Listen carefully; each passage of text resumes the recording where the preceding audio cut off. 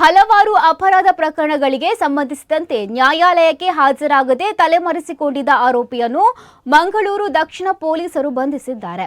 ಬಂಧಿತ ವ್ಯಕ್ತಿಯನ್ನು ಬೆಳ್ತಂಗಡಿಯ ಅಜಿಲಮೊಗರು ಮಾವಿನಕಟ್ಟೆ ನಿವಾಸಿ ಮೊಹಮ್ಮದ್ ಅಶ್ರಫ್ ಅಲಿಯಾಸ್ ಅಜ್ಜು ಅಲಿಯಾಸ್ ಸಮೀರ್ ಎಂದು ಗುರುತಿಸಲಾಗಿದೆ. ಆರೋಪಿಯನ್ನು ನ್ಯಾಯಾಲಯದ ಮುಂದೆ ಹಾಜರುಪಡಿಸಲಾಗಿದ್ದು ಔಪಚಾರಿಕವಾಗಿ ನ್ಯಾಯಾಂಗ ಬಂಧನಕ್ಕೆ ಒಪ್ಪಿಸಲಾಗಿದೆ. ಅಶ್ರಫ್ ವಿರುದ್ಧ ಪಾಂಡೇಶ್ವರ, ಸುರತ್ಕಲ್, ಬಂಟ್ವಾಳ, ಉಪ್ಪಿನಂಗಡಿ ಮತ್ತು ಪುತ್ತೂರು ಸೇರಿದಂತೆ ವಿವಿಧ ಪೊಲೀಸ್ ಠಾಣೆಗಳಲ್ಲಿ ಕಳ್ಳತನ, ದರೋಡೆ ಮತ್ತು ಮನೆ ದರೋಡೆ ಸೇರಿದಂತೆ ಹಲವಾರು ಪ್ರಕರಣಗಳು ದಾಖಲಾಗಿದೆ.